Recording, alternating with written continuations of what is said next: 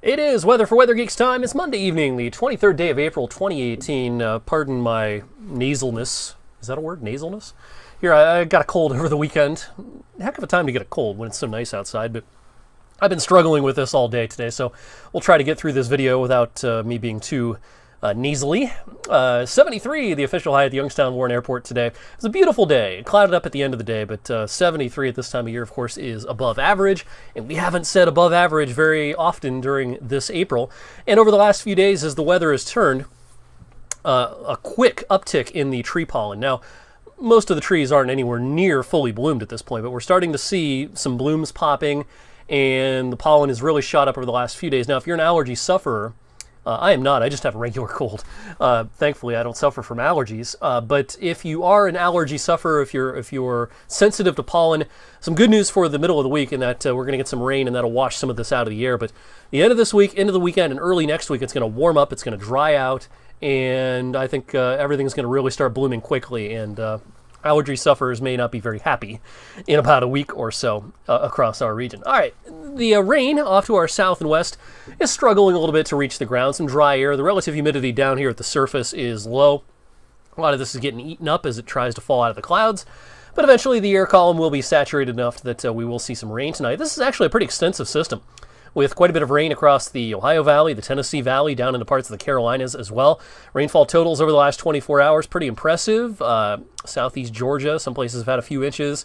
Parts of Tennessee, a few inches worth of rain over the last 24 hours. And it's really easy to pick out what we're looking at here on the water vapor imagery this evening. Upper level low pressure system spinning right here, easy to pick out. And this will eventually start lifting north and east and lead to our unsettled period for the middle of the work week. So our high-res futurecast, I think this is a little overdone at 11 o'clock. I'm not expecting this much to actually be on the radar at 11, but again, eventually the air column will saturate. We'll start to see a little bit of rain, some drizzle falling late tonight into tomorrow. Just plan on kind of a soggy morning commute. Nothing all that heavy, just a touch of rain. Just not as nice as it was out there this morning. Big picture for your Tuesday, 53. That's it tomorrow. Full 20 degrees colder than today. The average is 63, so 10 below average, and a full 25, or 35, I should say, below the record high of 88 degrees. 13 minutes, 43 minutes of daylight. On your Tuesday, we're not going to see much sun, unfortunately, for your Tuesday. Rain chances, I'll adjust these somewhat as we get closer to the 11 o'clock newscast tonight, but generally speaking, the trend is the steadiest of the rain tomorrow should probably be in the afternoon. A little bit around in the morning, but it'll rain a little steadier as we get into the afternoon and the evening tomorrow. And some leftover drizzle into tomorrow night. Now, Wednesday's kind of a tricky forecast. Some of our models try to dry things out pretty quickly. Some linger some moisture here into the afternoon. I have the highest chances for rain being Wednesday morning, with lower chances in the afternoon, but it's not zero in the afternoon. There could still be some spotty showers Wednesday afternoon. And then on Thursday, we should, after a potentially damp start, European model tries to bring one more little disturbance through in the morning and produce a couple of showers. Other models aren't real bullish on that. Either way, I think Thursday afternoon will turn out pretty good as high pressure builds in from the west.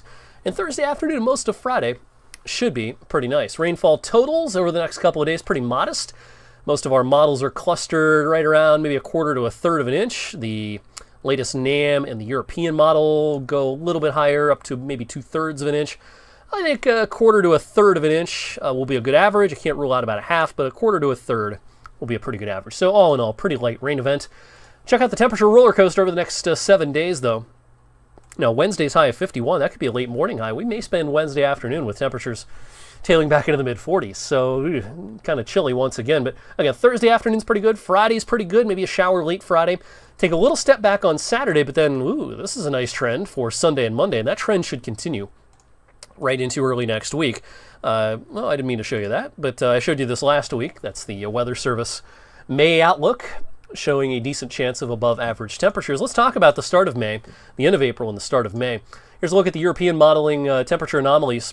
What I want to focus on is early next week. The European keeps it a little chilly Saturday with a transitional day Sunday. Here's Monday. Notice the warm anomalies shoving in from the west. I've got 70 in our forecast for Monday. Next Tuesday is the first day of May, and Tuesday into Wednesday of next week, we could get well into the 70s. Maybe even an 80 will be something we'll be talking about. Now, what happens beyond the middle of next week is a battle that is brewing amongst the long-range models. we're in good agreement that it's going to warm up Sunday through the middle of next week. The European model then tries to cool it off again at the end of next week into the following weekend. Here's around the 5th, 6th of May. Notice some cool anomalies taking shape across the Great Lakes, the Midwest, the Northeast. Other modeling, such as the CFS, the Climate Forecast System, which is an American model, keeps the warmth in that period late next week into the following weekend. Here's the days 10 to 15 outlook. Keeps that cool stuff off to the north and west. GFS, pardon me, the GFS model has this kind of a similar idea. So there's kind of a model battle brewing in kind of the 8 to 14 or 10 to 15 day period. High confidence that we're going to be nice and toasty early next week, but beyond that, low confidence in what kind of pattern transpires during early May. All right, I got through it with minimal sniffling. Thanks for watching tonight's Weather for Weather Geeks. I hope you'll join me tonight on 21 News at 11 to look for a fresh edition of this video, same time, same place, Tuesday evening.